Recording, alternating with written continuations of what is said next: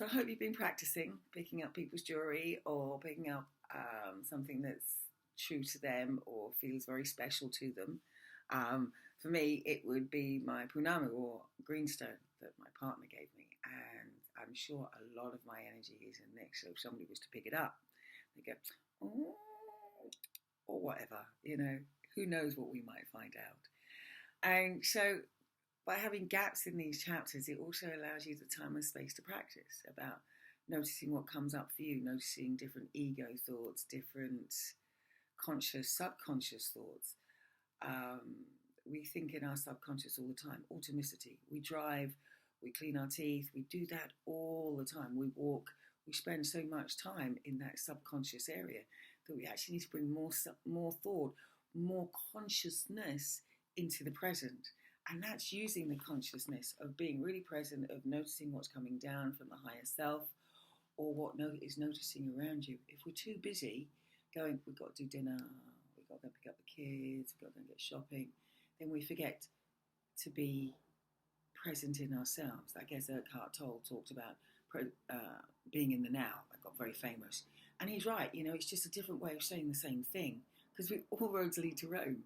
And there are so many of us trying to help others that say, look, just be present, be in the conscious moment, enjoy it. But at the same time, we do actually have to plan things because otherwise we'll just run around like headless chickens. So, yeah, it's really about just being you, being accepting of yourself and what you can and cannot do in that moment. Anyway, we digressed. I'm going to go on and read the next part of the psychometry chapter and we'll see how you go. Okay.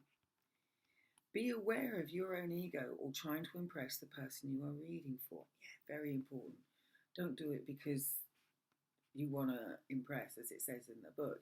Just do it because you want to help or because you want to practice or because you have an inquiring mind. If you can't see or feel anything, then say so. Do not feel you have to come up with something. Go in with no expectations, allow things to flow, and just express what you see, hear, or feel. Remember, what you experience doesn't make sense to you. It may make sense to the person you are reading for. Again, there is no right or wrong. There only is. So this is what I was saying about the blue car in the last chapter. I had no idea anything about that or her decision. It just popped into my head. They showed me the car. Ooh, okay, who knows what that was about. But she knew, and that's what's important. Where am I? Oh, it's all a bit home reading, isn't it, really? There you go. Trust that it is coming through you. See what is filling in the whole of nothingness in your mind. Allow the nothingness to be gradually filled with information that you need to express. Almost become one with that object so that your vibrations meld together to really feel and understand what information is being provided. Be cautious about what is given if it is unpleasant and let it sit with them in a gentle way. We do not want to turn these people away to speak badly of us, as we are only trying to help and give them warnings and understandings of themselves. You can sit cross-legged in a pyramid shape with your seat on the cushion and your back against something firm with your spine straight. This is the most powerful as this grounds you and keeps the energy within. Hold the object close in your hands and be. Be careful your interpretation, but remember the practice is the key. Just like any activity, it all takes practice, practice, and practice. Feel the shape of the object, the texture, and the temperature. What information is it relaying to you? Use your finger pads as collectors of information. There is more sensitivity than the tips, more surface area and sensation receptors. As you practice, the fingers will become accustomed to reading objects through touch and the sensory cortex. Gradually, your brain will learn more, pick up more, and relay more. So this is about really just practicing and notice what you feel. Notice what you feel in your finger pads. Notice, as it says, the texture.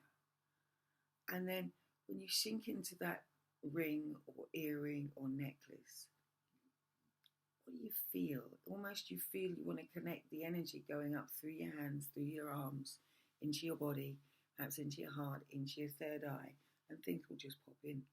That seems to be how I do it. Everybody's a little bit different. But for me, it was just really contacting with that object and feeling it coming up through my arm and where I need to interpret it. And it is all interpretation.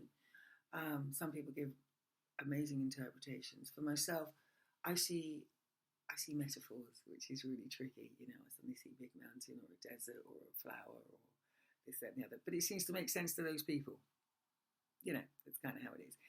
Many mediums and psychics, I'm sure, use metaphors. Some just see the words, some channel the actual spirit. So it's up to you when you're learning your skill, as you're stepping out there as a new medium or as a new spiritual person. Label's a little tricky. Some people would say healer, and it's like, well, we facilitate the healing of that body. That's another subject. We'll go into that on another subject, on another chapter. So I'll come back to you another day, probably in the next couple of days. And I'll just finish this chapter and we'll see how you're going. Okay.